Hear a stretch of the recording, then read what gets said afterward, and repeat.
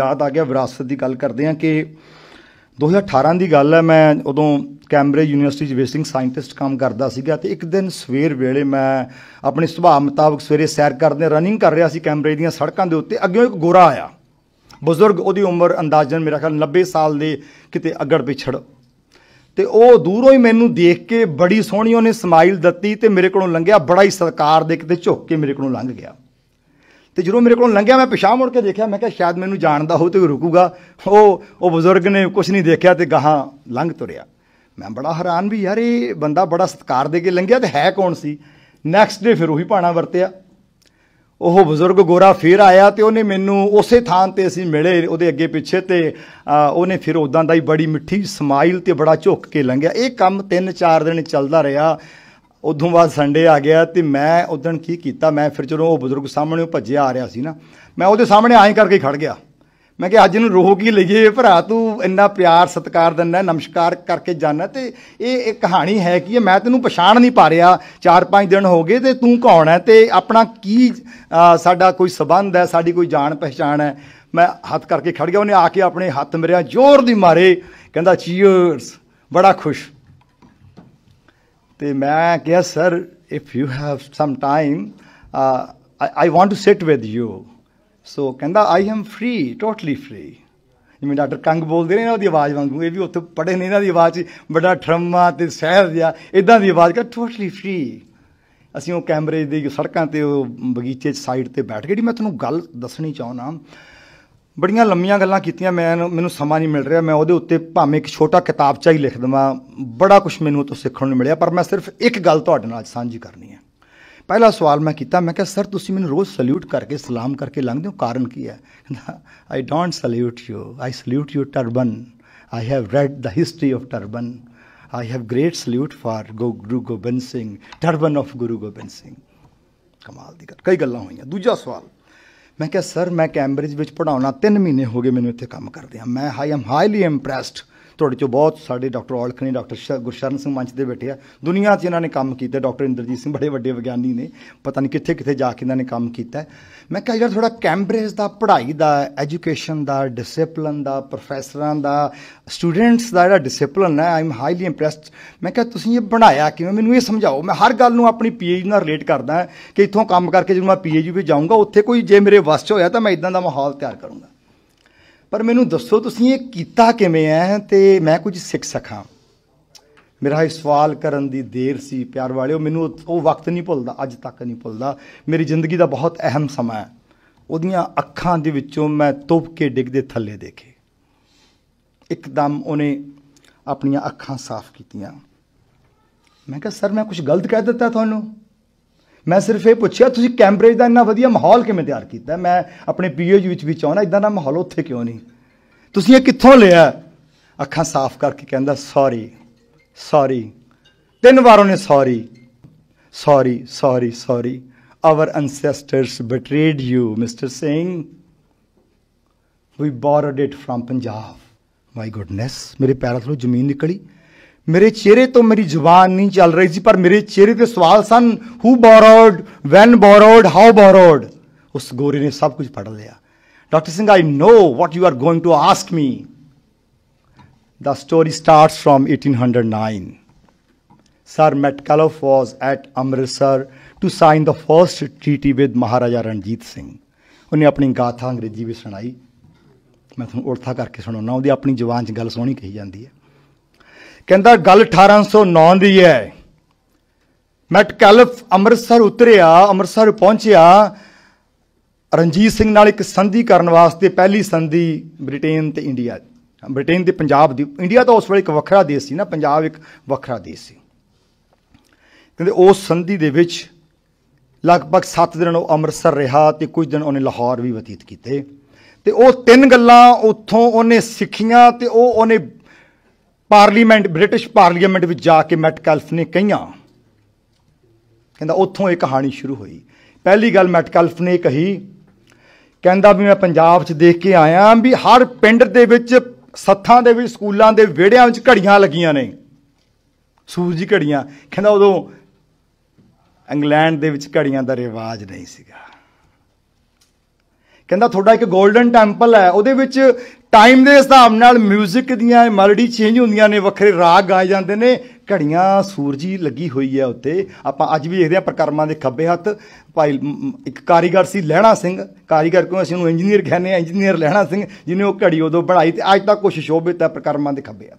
ਕਹਿੰਦਾ ਉਹ ਮੈਂ ਹੈਰਾਨ ਆ, ਮੈਟਕੈਲਫ ਕਹਿੰਦਾ ਦਿਨੇ ਤਾਂ ਸੂਰਜ ਨਾਲ ਟਾਈਮ ਦੇਖ ਲੈਂਦੇ ਨੇ, ਉਹ ਰਾਤ ਨੂੰ ਟਾਈਮ ਕਿਵੇਂ ਦੇਖਦੇ ਆ? ਇੱਕ ਠੀਕ ਸਮੇਂ ਤੇ ਇੱਕ ਆਵਾਜ਼ ਆਉਂਦੀ ਹੈ ਬੜੀ ਇਲਾਹੀ, ਉਹਦੇ ਉਸ ਟਾਈਮ ਦੇ ਉੱਤੇ ਇਲਾਹੀ ਕੀਰਤਨ ਸ਼ੁਰੂ ਹੋ ਜਾਂਦਾ। ਕਹਿੰਦਾ ਇਹ ਸਮੇਂ ਦੇ ਇੰਨੇ ਪਵੰਦ ਨੇ, ਪੰਜਾਬ ਦੀਆਂ ਸੱਥਾਂ ਦੇ ਵਿੱਚ ਸਕੂਲਾਂ ਦੇ ਵਿੱਚ ਸੂਰਜੀ ਘੜੀਆਂ ਲੱਗੀਆਂ। ਜਿਹੜੀ ਮੈਟਕੈਲਫ ਨੇ 1809 ਦੀ ਸੰਧੀ ਤੋਂ ਜਾ ਕੇ ਬ੍ਰਿਟਿਸ਼ ਪਾਰਲੀਮੈਂਟ ਵਿੱਚ ਗੱਲ ਕਹੀ ਕਿ ਸਾਨੂੰ ਵੀ ਟਾਈਮ ਦੇ ਪਵੰਦ ਹੋਣਾ ਚਾਹੀਦਾ। ਮੈਂ ਤੁਹਾਨੂੰ ਸਾਰਿਆਂ ਨੂੰ ਮੁਬਾਰਕ ਦਿੰਦਾ, ਸਾਡੀ ਅੱਜ ਦੀ ਭਾਵਨਾ ਸੀ ਕਿ ਠੀਕ 11 ਵਜੇ ਆਪਾਂ ਇਹ ਸਮਾਗਮ ਸ਼ੁਰੂ ਕਰੀਏ, ਆਪਾਂ ਕੀਤਾ ਹੈ। ਸੋ ਇਹ ਮੈਟਕੈਲਫ ਨੇ ਪੰਜਾਬ 'ਚ 1809 'ਚ ਦੇਖਿਆ ਸੀ। ਦੂਸਰੀ ਗੱਲ, ਮੈਟਕੈਲਫ ਨੇ ਬ੍ਰਿਟਿਸ਼ ਪਾਰਲੀਮੈਂਟ ਵਿੱਚ ਜਾ ਕੇ ਗੱਲ ਕਹੀ ਕਿ ਮਹਾਰਾਜਾ ਰਣਜੀਤ ਸਿੰਘ ਇਸ ਵੇਲੇ 2 ਪ੍ਰੋਜੈਕਟਸ 'ਤੇ ਕੰਮ ਕਰ ਰਿਹਾ ਹੈ। ਪੰਜਾਬ, ਐਮਪਾਇਰ ਆਫ ਪੰਜਾਬ, ਜਿਹਨੂੰ ਆਪਾਂ ਦਰਬਾਰ ਖਾਲਸਾ ਕਹਿੰਦੇ ਹਾਂ, ਖਾਲਸਾ ਦਰਬਾਰ ਲਾਹੌਰ, ਕਹਿੰਦਾ ਇਸ ਵੇਲੇ ਉਹਦੇ 2 ਮੁੱਖ ਏਜੰਡੇ ਨੇ। ਉਹ ਪਤਾ ਕਿਹੜੇ ਸੀਗੇ? 1809 ਦੇ ਵਿੱਚ ਮਹਾਰਾਜਾ ਰਣਜੀਤ ਸਿੰਘ ਨੇ ਆਪਣੇ ਕੈਬਨਿਟ 'ਚ ਮਤਾ ਪਾਸ ਕੀਤਾ ਸੀ, ਉਹ ਸੰਧੀ ਤੋਂ ਕੁਝ ਸਮਾਂ ਪਹਿਲਾਂ, ਕਿ ਅਸੀਂ ਪੰਜਾਬ ਦੇ ਹਰ ਨਾਗਰਿਕ ਨੂੰ ਪੜ੍ਹਾ ਦੇਣਾ ਹੈ, ਹਰ ਮਾਂ, ਹਰ ਪਿਓ, ਹਰ ਬੱਚਾ, ਹਰ ਨਾਗਰਿਕ ਤੱਕ ਵਿੱਦਿਆ ਲੈ ਕੇ ਜਾਣੀ ਹੈ। 1809 ਦੇ ਵਿੱਚ ਕਹਿੰਦਾ ਮੈਟਕੈਲਫ ਨੇ ਬ੍ਰਿਟਿਸ਼ ਗਵਰਨਮੈਂਟ ਨੂੰ ਕਿਹਾ we don't have elementary education project, ਸਾਡੇ ਕੋਲ ਕੋਈ ਐਕਟ ਹੀ ਨਹੀਂ ਹੈਗਾ ਐਲੀਮੈਂਟਰੀ ਐਜੂਕੇਸ਼ਨ ਐਕਟ, ਤੇ ਉਹ ਸ਼ੁਰੂ ਕਰ ਚੁੱਕੇ ਆ ਉੱਥੇ, ਵੀ ਮਸਟ ਗੋ ਫॉर दैट। ਤੀਸਰੀ ਗੱਲ ਕਹਿੰਦਾ ਮਹਾਰਾਜਾ ਸਿੰਘ ਦਾ ਦੂਜਾ ਪ੍ਰੋਜੈਕਟ ਇਹ ਹੈ ਕਿ ਪਿੰਡਾਂ ਦੀਆਂ ਪੰਚਾਇਤਾਂ ਨੂੰ ਸੈਲਫ ਡਿਫੈਂਸ ਵਿੱਚ ਇੰਨਾ ਮਜ਼ਬੂਤ ਕਰ ਦੇਣਾ ਹੈ। ਉਹਨੇ ਮੈਟਕੈਲਫ ਨੂੰ ਦੱਸਿਆ ਕਿ ਅਸੀਂ ਇਹਦੇ 'ਤੇ ਕੰਮ ਕਰ ਰਹੇ ਹਾਂ ਕਿ ਹਰ ਪਿੰਡ ਕੋਲੇ ਅਸਲਾ ਹੋਊਗਾ, ਹਰ ਪਿੰਡ ਵਿੱਚ ਫੌਜ ਹੋਊਗੀ, ਤੇ ਉਹ ਵਲੰਟੀਅਰ ਫੌਜ ਹੋਊਗੀ, ਪੇਡ ਨਹੀਂ ਹੋਊਗੀ। ਉਹ ਆਪਣੇ ਪਿੰਡ ਦੀ ਇੱਜ਼ਤ ਦੀ ਪੱਤ ਦੀ ਰਾਖੀ ਕਰਨ ਦੇ ਅਧਿਕਾਰ ਉਹਦੇ ਕੋਲ ਹੋਣਗੇ, ਤੇ ਉਹ ਮੇਰੇ ਅਧਿਕਾਰ ਨੂੰ ਵੀ ਮੋੜ ਸਕਦੇ ਨੇ ਜੇ ਕਿਤੇ ਮੈਂ ਗਲਤ ਕੰਮ ਕਰ ਰਿਹਾ ਹਾਂ। ਤੇ ਮੈਟਕੈਲਫ ਕਹਿੰਦਾ wonderful, the public with such a high command, they can challenge the king, they can protect themselves, they have their own decision making body।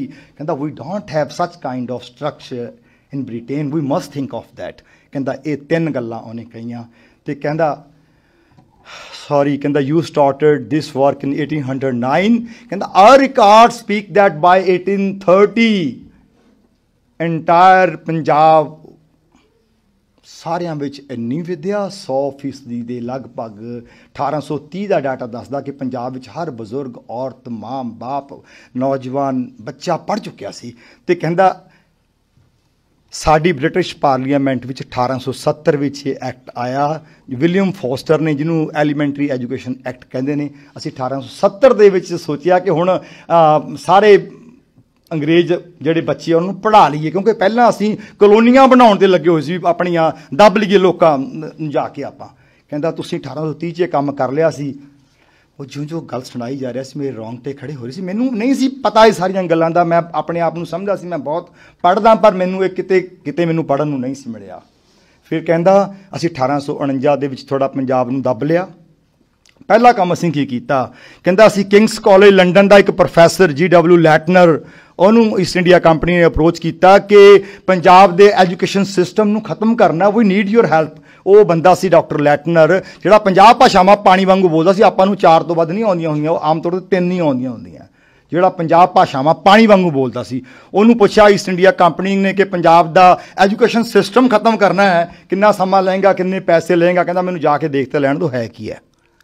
ਲੈਟਨਰ ਇੱਥੇ ਆਇਆ, ਉਹਨੇ ਆਪਣੀ ਕਿਤਾਬ ਦੇ ਵਿੱਚ ਲਿਖਿਆ history of indigenous education since annexation and in 1882, ਦੱਸਦਾ ਕਹਿੰਦਾ ਐਡਾ ਸਟਰੋਂਗ ਐਜੂਕੇਸ਼ਨ ਸਿਸਟਮ ਪੰਜਾਬ ਦੇ ਵਿੱਚ ਸਥਾਪਿਤ। ਹਰ ਮੰਦਰ ਨਾਲ ਇੱਕ ਸਕੂਲ ਹੁੰਦਾ ਸੀ, ਹਰ ਮਸੀਤ ਨਾਲ ਇੱਕ ਸਕੂਲ ਹੁੰਦਾ ਸੀ, ਹਰ ਗੁਰਦੁਆਰੇ ਨਾਲ ਇੱਕ ਸਕੂਲ ਹੁੰਦਾ ਸੀ। ਕਹਿੰਦਾ ਖਾਲਸਾ ਦਰਬਾਰ ਲਾਹੌਰ ਮੁਸਲਮਾਨਾਂ ਨੂੰ ਮਸੀਤ ਬਣਾਉਣ ਦੀ ਆਗਿਆ ਉਦੋਂ ਤੱਕ ਨਹੀਂ ਸੀ ਦਿੰਦਾ ਜਦੋਂ ਤੱਕ ਉਹ ਨਾਲ ਸਕੂਲ ਨਹੀਂ ਸੀ ਬਣਾ ਲੈਂਦੇ। ਹਿੰਦੂਆਂ ਨੂੰ ਮੰਦਰ ਬਣਾਉਣ ਦੀ ਆਗਿਆ ਉਦੋਂ ਤੱਕ ਨਹੀਂ ਸੀ ਮਿਲਦੀ ਜਦੋਂ ਤੱਕ ਸਕੂਲ ਨਹੀਂ ਬਣਾ ਲੈਂਦੇ। ਤੇ ਸਿੱਖ ਉਦੋਂ ਗੁਰਦੁਆਰੇ ਨਹੀਂ ਸੀ ਹੁੰਦੇ, ਸਿੱਖਾਂ ਦੀ ਧਰਮਸ਼ਾਲਾ ਹੁੰਦੀ ਸੀ, ਤੇ ਸਿੱਖਾਂ ਨੂੰ ਵੀ ਧਰਮਸ਼ਾਲਾ ਬਣਾਉਣ ਦੀ ਆਗਿਆ ਨਹੀਂ ਸੀ ਹੁੰਦੀ ਜਦੋਂ ਤੱਕ ਸਕੂਲ ਨਹੀਂ ਖੜਾ ਕਰ ਦਿੰਦੇ। ਕਹਿੰਦਾ ਐਡਾ ਐਜੂਕੇਸ਼ਨ ਸਿਸਟਮ। ਕਹਿੰਦਾ sir this is not so easy task. ਕਹਿੰਦਾ 50 ਸਾਲ ਲੱਗਣਗੇ। ਲੈਟਨਰ ਕਹਿੰਦਾ ਇਹਨੂੰ ਕੱਟਣ ਵਾਸਤੇ। ਕਹਿੰਦਾ ਐਡਾ ਕਹਿੰਦਾ moral education was the foundation of the education system. ਕਹਿੰਦਾ ਇੱਕ ਬੰਦਾ ਤੋਪ ਹੈ। ਤੇ ਈਸਟ ਇੰਡੀਆ ਕੰਪਨੀ ਕਹਿੰਦੀ Leitner take 50 years, we have to totally cripple ਦਾ ਐਜੂਕੇਸ਼ਨ ਸਿਸਟਮ ਆਫ ਪੰਜਾਬ, ਇਹਦੇ ਬਿਨਾਂ ਸਾਡੀ ਗੱਡੀ ਨਹੀਂ ਚੱਲਣੀ। ਲੈਟਰਨ ਕਹਿੰਦਾ ਠੀਕ ਹੈ ਜੀ, ਅਸੀਂ 50 ਸਾਲਾਂ ਲਈ ਮੰਨਦੇ ਹੋ ਤਾਂ ਮੈਂ ਰੈਡੀ ਹਾਂ। ਕਿੰਗਸ ਕਾਲਜ ਲੰਡਨ ਦਾ ਉਹ ਪ੍ਰੋਫੈਸਰ ਸੀ, ਮੈਂ ਉਸ ਕਾਲਜ ਵਿੱਚ ਜਾ ਕੇ ਉਹਦਾ ਉਹ ਕਮਰਾ ਦੇਖ ਕੇ ਆਇਆ ਜਿੱਥੇ ਉਹ ਬਹਿੰਦਾ ਸੀ, ਉਹਨਾਂ ਪ੍ਰੋਫੈਸਰਾਂ ਨੂੰ ਮਿਲ ਕੇ ਆਇਆ। ਉਹੀ ਗੋਰਾ ਮੈਨੂੰ ਉੱਥੇ ਲੈ ਕੇ ਗਿਆ, ਅਤੇ ਉਹ ਜਦੋਂ ਇੱਥੇ ਉਤਰਿਆ ਤੇ ਉਹਦੀ ਕਿਤਾਬ history of indigenous education since annexation and in 1882, ਇਹ ਉਸ ਕਿਤਾਬ ਦਾ ਟਾਈਟਲ ਹੈ। ਤੇ ਉਹਦੇ ਵਿੱਚ ਉਹ ਸਾਰੀ ਗਾਥਾ ਨੂੰ ਲਿਖਦਾ। ਉਹਨੂੰ ਪਹਿਲਾਂ ਲਾਇਆ ਗਿਆ, ਆਪਣੀ ਡਿਸਟ੍ਰਿਕਟ ਐਜੂਕੇਸ਼ਨ ਆਫਿਸਰ ਹੁੰਦਾ ਨਾ, ਉਦੋਂ ਪੋਜੀਸ਼ਨ ਸੀਗੀ inspector general schools, district inspector general schools, ਉਹਨੂੰ ਅੰਮ੍ਰਿਤਸਰ ਦਾ ਡਿਸਟ੍ਰਿਕਟ ਇੰਸਪੈਕਟਰ ਜਨਰਲ ਸਕੂਲ ਲਾਇਆ ਗਿਆ। ਫਿਰ ਇਹੀ ਬੰਦਾ ਗਵਰਨਮੈਂਟ ਕਾਲਜ ਲਾਹੌਰ ਦਾ ਪ੍ਰਿੰਸੀਪਲ ਬਣਿਆ, ਇਹੀ ਬੰਦਾ university of Lahore the founder ਬਣਿਆ, ਇਹੀ ਬੰਦਾ British high commission of education ਨੂੰ ਚੇਅਰ ਕਰਦਾ ਰਿਹਾ। ਉਹਦੇ ਸਾਰੀ ਗਾਥਾ ਲਿਖਦਾ ਕਿ ਮੈਂ ਕਿਵੇਂ ਕੰਮ ਕੀਤਾ। ਉਹ ਕਹਿੰਦਾ ਮੈਂ 50 ਸਾਲਾਂ ਲਈ ਆਇਆ ਸੀ, ਪਰ ਮੈਂ 33 ਸਾਲਾਂ ਵਿੱਚ ਇਹ ਕੰਮ ਨੂੰ ਪੂਰੀਆਂ ਕਰ ਲਿਆ। ਸਰਕਾਰ ਨੇ ਮੈਨੂੰ ਬਹੁਤ ਸਪੋਰਟ ਕੀਤੀ। 1882 ਵਿੱਚ ਉਹਨੇ ਲਿਖ ਕੇ ਦੇ ਦਿੱਤਾ ਸੀ ਕਿ ਕੱਲੇ ਕੱਲੇ ਪਿੰਡਾਂ ਦੀਆਂ ਕਹਾਣੀਆਂ, ਕਿ ਇਸ ਪਿੰਡ ਦੀ, ਇੱਕ ਪਿੰਡ ਨੂੰ ਉਹ ਕੋਟ ਕਰਦਾ ਸਿਆਲਕੋਟ ਦਾ ਪਿੰਡ ਚੂੜ ਚੱਕ, ਕਹਿੰਦਾ ਇਸ ਪਿੰਡ ਦੀ 1500 ਦੀ ਆਬਾਦੀ ਹੈ ਅਤੇ 1849 ਵਿੱਚ 1500 ਦੇ 1500 ਪੜ੍ਹੇ ਲਿਖੇ ਸੀ। ਰਾਣੀ ਨੂੰ ਕਹਿੰਦਾ ਅੱਜ ਉਹਦੇ 1500 ਵਿੱਚੋਂ ਸਿਰਫ 11 ਬੰਦੇ ਪੜ੍ਹੇ ਲਿਖੇ ਨੇ।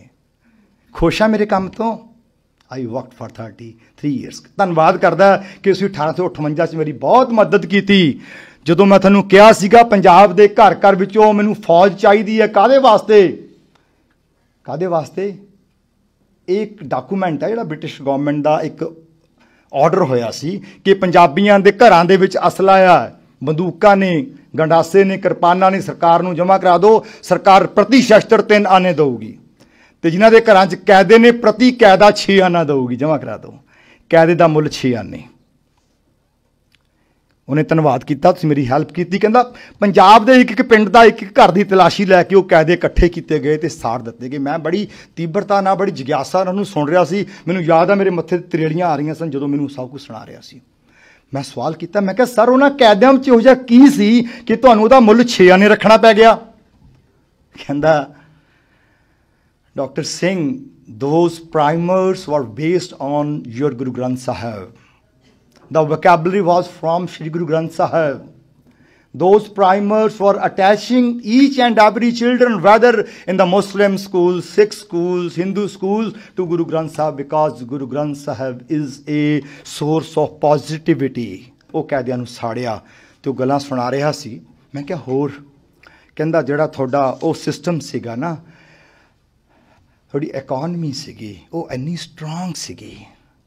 ਕਹਿੰਦਾ ਉਸ ਵੇਲੇ ਪੰਜਾਬ ਦੇ ਸਿੱਕੇ ਦੀ ਕੀਮਤ ਸਾਡੇ ਸਿੱਕੇ ਨਾਲੋਂ 12-13 ਗੁਣਾ ਵੱਧ ਸੀ।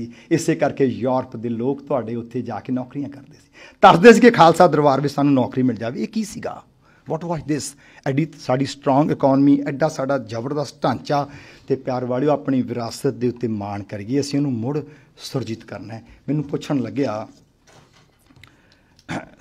ਉਹ ਪੁੱਛਣ ਲੱਗਿਆ ਕਿ ਭਾਈ ਇੱਦਾਂ ਦਾ ਕੰਮ ਤੁਹਾਡੇ ਕਿਤੇ ਹੁਣ ਹੋ ਰਿਹਾ? ਇੱਦਾਂ ਦੀ ਐਜੂਕੇਸ਼ਨ ਸਿਸਟਮ ਤੁਹਾਡਾ ਹੁਣ ਕਿਵੇਂ ਹੈ? ਅਤੇ ਮੈਂ 2010 ਦੇ ਵਿੱਚ ਆਤਮ ਪ੍ਰਕਾਸ਼ ਨੇ ਮੇਰੀਆਂ ਕਿਤਾਬਾਂ ਰਿਲੀਜ਼ ਕੀਤੀਆਂ ਸੀ, ਅਤੇ ਮੈਂ ਉਹਨੂੰ ਦੱਸਿਆ ਕਿ ਸਰ ਛੋਟਾ ਜਿਹਾ ਕੰਮ ਮੈਂ ਕਰ ਰਿਹਾ। ਮੈਂ 24 ਕਿਤਾਬਾਂ ਲਿਖੀਆਂ ਨੇ, 300 ਸਕੂਲਾਂ ਦੇ ਸਿਲੇਬਸ ਦੇ ਵਿੱਚ ਉਹਨਾਂ ਨੂੰ ਪੜ੍ਹਾਇਆ ਜਾਂਦਾ ਹੈ। ਅਤੇ ਬੜਾ ਐਕਸਾਈਟ ਹੋਇਆ, ਕਹਿੰਦਾ ਕਿਤਾਬਾਂ ਹੈਗੀਆਂ? ਮੈਂ ਕਿਹਾ ਹਾਂ, ਮੇਰੇ ਕਮਰੇ 'ਚ ਇੱਕ ਸੈੱਟ ਹੈਗਾ। ਮੈਂ ਉਹਨੂੰ ਨਾਲ ਲੈ ਗਿਆ, ਉਹਨੂੰ ਮੈਂ ਦਿਖਾਇਆ ਕਿ ਕਿਤਾਬਾਂ ਟਰਾਈਲਿੰਗੁਅਲ ਨੇ, ਇੰਗਲਿਸ਼, ਹਿੰਦੀ, ਪੰਜਾਬੀ ਦੇ ਵਿੱਚ ਨੇ। ਜੋ ਤੂੰ ਗੱਲਾਂ ਸੁਣਾ ਰਿਹਾ ਸੀ, ਮੈਨੂੰ ਇਸ ਇਤਿਹਾਸ ਦਾ ਪਤਾ ਤਾਂ ਨਹੀਂ ਸੀ, ਪਰ 2010 ਵਿੱਚ ਪਰਮਾਤਮਾ ਨੇ ਮੇਰੇ ਕੋਲੋਂ ਉਹ ਕਿਤਾਬਾਂ ਲਿਖਾ ਲਈਆਂ ਸੀ। ਮੈਂ ਉਹਦੀ ਗੱਲ ਦਾ ਇੱਕ ਤੁਹਾਨੂੰ ਇੰਪੋਰਟੈਂਟ ਪੁਆਇੰਟ ਜਿਹੜਾ ਕਿ ਮੈਨੂੰ ਬਹੁਤ ਅਪੀਲ ਕੀਤਾ ਔਰ ਮੈਨੂੰ ਉਹ ਤੋਂ ਮਾਣ ਵੀ ਮਿਲਦਾ। ਕਹਿੰਦਾ these books are being taught in 300 schools? ਮੈਂ ਕਿਹਾ yes, these are also being taught in 10 schools in Britain. Oh my God. Writer, author, publishing 24 books, getting none from it. Why? What nonsense. And this everything is for money, nothing for free. ਉਹਨੇ ਕਈ ਕੁਛ ਕਹਿ ਗਿਆ। ਮੈਂ ਕਿਹਾ sir ਇਹ ਤਾਂ ਇੱਕ ਸੇਵਾ, ਇੱਕ ਚੈਰਿਟੀ ਹੈ। I am getting handsome salary from PAU. This is not my business. ਮੈਨੂੰ ਮੈਂ ਤੁਹਾਨੂੰ ਆਖਰੀ ਗੱਲ ਉਹਦੀ ਕਹਿਣੀ ਹੈ। ਇੱਕਦਮ ਖੜਾ ਹੋਇਆ, ਉਹਨੇ 2 ਵਾਰੀ ਆਏ ਮਾਰਿਆ ਪੈਰ। ਸਲੂਟ ਗੁਰੂ ਗੋਬਿੰਦ ਸਿੰਘ। ਬੁੜਾ ਸੀਗਾ ਉਹ। ਸਲੂਟ ਗੁਰੂ ਗੋਬਿੰਦ ਸਿੰਘ। ਰੋ ਕੇ ਨਾ ਉਹ ਮੇਰੇ ਪੈਰਾਂ 'ਤੇ ਡਿੱਗ ਗਿਆ। ਮੈਨੂੰ ਉਹ ਦਿਨ ਨਾ ਭੁੱਲਿਆ ਨਹੀਂ ਅਜੇ ਤੱਕ। ਐਡਾ ਬਜ਼ੁਰਗ ਉਹ। ਅਤੇ ਕਹਿੰਦਾ ਮੈਂ ਕਿਤਾਬਾਂ 'ਚ ਪੜ੍ਹਿਆ ਸੀ ਕਿ ਗੁਰੂ ਗੋਬਿੰਦ ਸਿੰਘ ਦੇ ਸੂਰਾਂ ਦੇ ਪਿੰਡਾਂ 'ਚ ਫੌਜ ਵਿੱਚ ਕੰਮ ਕਰਦੇ ਸੀ, ਤਨਖਾਹ ਨਹੀਂ ਸੀ ਲੈਂਦੇ। ਕਹਿੰਦਾ still the roots are alive. So this is our history. ਮੇਰੇ ਪਿਆਰੇ ਮਿੱਤਰੋ, ਆਪਾਂ ਨੇ ਇਸ ਨੂੰ ਮੁੜ ਸੁਰਜੀਤ ਕਰਨਾ ਹੈ। ਮੈਂ ਪੋਰਟਲ ਤੇ ਆਉਣ ਤੋਂ ਪਹਿਲਾਂ ਇੱਕ ਗੱਲ ਤੁਹਾਡੇ ਨਾਲ ਹੋਰ ਸਾਂਝੀ ਕਰਨੀ ਹੈ। ਮੈਨੂੰ ਯਾਦ ਆਉਂਦਾ ਪੰਡਿਤ ਜਵਾਹਰ ਲਾਲ ਨਹਿਰੂ ਦਾ 73ਵਾਂ ਜਨਮ ਦਿਨ, 1962 ਦੀ ਗੱਲ ਹੈ, ਮੇਰਾ ਖਿਆਲ 1962 ਦੀ। ਹਾਂ, ਪੰਡਿਤ ਜਵਾਹਰ ਲਾਲ ਨਹਿਰੂ ਨੇ ਇੱਕ ਨਾਰਾ ਦਿੱਤਾ, ਕਹਿੰਦੇ ਵੀ ਅਸੀਂ ਆਪਣੀ ਡਿਫੈਂਸ ਨੂੰ ਮਜ਼ਬੂਤ ਕਰਨਾ, ਇੰਡੀਆ ਦੀ ਡਿਫੈਂਸ ਮਜ਼ਬੂਤ ਹੋਣੀ ਹੈ ਚਾਹੀਦੀ। ਅਸੀਂ ਪ੍ਰਤਾਪ ਸਿੰਘ ਕੈਰੋਂ ਨਾਲ ਗੱਲ ਕੀਤੀ, ਸਾਡੇ ਮੁੱਖ ਮੰਤਰੀ ਸਨ। ਪ੍ਰਤਾਪ ਸਿੰਘ ਕੈਰੋਂ ਨੇ ਕਮਿਟ ਕੀਤਾ ਕਿ ਪੰਜਾਬ ਆਪਣਾ ਖੂਨ ਦੇਵੇਗਾ, ਸੋਨਾ ਦੇਵੇਗਾ, ਤੁਸੀਂ ਪੰਜਾਬ ਤੁਹਾਡੇ ਨਾਲ ਹੈ, ਸੁਰੱਖਿਆ ਆਪਣੀ ਕਰੋ ਮਜ਼ਬੂਤ ਇੰਡੀਆ ਦੀ। ਕੈਰੋਂ ਸਾਹਿਬ ਨੇ ਇੱਥੇ ਆ ਕੇ ਕਾਲ ਦਿੱਤੀ। ਪੰਜਾਬੀਆਂ ਨੇ 130 ਕਿਲੋ ਸੋਨਾ ਕੈਰੋਂ ਸਾਹਿਬ ਦੇ ਚਰਨਾਂ 'ਚ ਰੱਖ ਦਿੱਤਾ ਅਤੇ ਪੰਡਿਤ ਜਵਾਹਰ ਲਾਲ ਨਹਿਰੂ ਦੇ 73ਵੇਂ ਜਨਮ ਦਿਨ ਵਾਲੇ ਦਿਨ ਤਾਂ ਪ੍ਰਤਾਪ ਸਿੰਘ ਕੈਰੋਂ ਨੇ 130 ਕਿਲੋ ਸੋਨਾ ਪੰਡਿਤ ਜਵਾਹਰ ਲਾਲ ਨਹਿਰੂ ਨੂੰ ਭੇਟ ਕੀਤਾ, ਜਿਹਦੇ ਵਿੱਚੋਂ ਮਾਣ ਦੀ ਗੱਲ ਹੈ ਕਿ ਜਿਹੜੇ ਅੰਮ੍ਰਿਤਸਰ ਜ਼ਿਲ੍ਹੇ ਨੂੰ ਬਿਲੋਂਗ ਕਰਦੇ ਆ ਕਿ ਅੱਧਾ ਸੋਨਾ 65 ਕਿਲੋ ਸੋਨਾ ਅੰਮ੍ਰਿਤਸਰ ਦੇ ਨਾਗਰਿਕਾਂ ਨੇ ਦਿੱਤਾ ਸੀ। ਗੱਲ ਅੱਗੇ ਵੱਧਦੀ ਗਈ। 28 ਨਵੰਬਰ ਤੱਕ ਇਹ ਸੋਨਾ ਇਕੱਠਾ ਹੁੰਦਾ ਰਿਹਾ ਅਤੇ 252 ਕਿਲੋ ਸੋਨਾ ਪ੍ਰਤਾਪ ਸਿੰਘ ਕੈਰੋਂ ਨੇ 28 ਨਵੰਬਰ ਤੱਕ, ਜੋ ਇੰਡੀਆ ਦੀ ਹਿਸਟਰੀ ਬੋਲਦੀ ਆ ਉਹਦੇ 'ਚ ਲਿਖਿਆ ਹੈ ਕਿ ਦਿੱਤਾ। ਭਾਰਤੀਆਂ ਨੇ ਵੀ ਸੋਨਾ ਇਕੱਠਾ ਕੀਤਾ, ਪੰਜਾਬ ਤੋਂ ਬਾਹਰ ਵਾਲਿਆਂ ਨੇ 5.327 ਕਿਲੋ ਸੋਨਾ ਬਾਕੀ ਸਾਰੀਆਂ ਸਟੇਟਸ ਨੇ ਰਲ ਕੇ ਇਕੱਠਾ ਕੀਤਾ ਅਤੇ ਪੰਜਾਬ ਨੇ 252 ਕਿਲੋ ਸੋਨਾ ਪ੍ਰਤਾਪ ਸਿੰਘ ਕੈਰੋਂ ਦੇ ਹੱਥੀਂ ਪੰਡਿਤ ਜਵਾਹਰ ਲਾਲ ਨਹਿਰੂ ਨੂੰ ਦਿੱਤਾ। ਸਾਨੂੰ ਕਹਿੰਦੇ 2% ਵਾਲੇ, ਹਾਂ ਆਪਾਂ ਹੈਗੇ ਹਾਂ 2% ਵਾਲੇ। ਪੂਰਾ 98% ਸੋਨਾ ਬਣਦਾ ਹੈ। 2% ਵਾਲਿਆਂ ਨੇ, ਜਿਨ੍ਹਾਂ ਦੀ ਹੱਦ ਕਦੇ ਆ ਸਤਲੁਜ ਦਰਿਆ ਤੋਂ ਲੈ ਕੇ ਖੈਬਰ ਤੱਕ ਸੀ, ਦੂਜੇ ਪਾਸੇ ਤਿੱਬਤ ਦੀਆਂ ਪਹਾੜੀਆਂ ਤੋਂ ਅਸੀਂ ਹਿੰਦੂ ਕਸ਼ ਦੀਆਂ ਪਹਾੜੀਆਂ ਨੂੰ ਛੂੰਹਦੇ ਸੀਗੇ, ਅੱਜ ਅਸੀਂ 2% ਵਾਲੇ ਹਾਂ। ਪਰ ਸਾਡਾ ਵਿਰਸਾ, ਸਾਡੇ ਅੰਦਰ ਸਟੇਟਹੁੱਡ ਹੈ, ਅਸੀਂ ਉਹਨੂੰ ਮਾਣਿਆ ਹੋਇਆ। 98% ਸੋਨਾ ਤੁਸੀਂ ਪੰਜਾਬੀਆਂ ਨੇ ਦਿੱਤਾ ਅਤੇ 2% ਸੋਨਾ ਸਾਰੇ ਭਾਰਤ ਨੇ ਦਿੱਤਾ, ਜਿਹਨੂੰ ਇਕੱਠਾ ਕਰਕੇ ਫਿਰ ਇੱਕ ਨੈਸ਼ਨਲ ਡਿਫੈਂਸ ਦਾ ਕੰਮ ਜਿਹੜਾ ਸ਼ੁਰੂ ਹੋਇਆ। ਸੋ ਅੱਜ ਅਸੀਂ ਆਪਣੇ ਵਿਸ਼ੇ 'ਤੇ ਆ ਰਹੇ ਹਾਂ ਕਿ ਇਹ ਸਾਰੀਆਂ ਗੱਲਾਂ ਮੈਂ ਇਸ ਲਈ ਕੀਤੀਆਂ ਨੇ ਕਿ ਸਾਨੂੰ ਆਪਣੀ ਵਿਰਾਸਤ ਦਾ ਪਤਾ ਹੋਣਾ ਚਾਹੀਦਾ।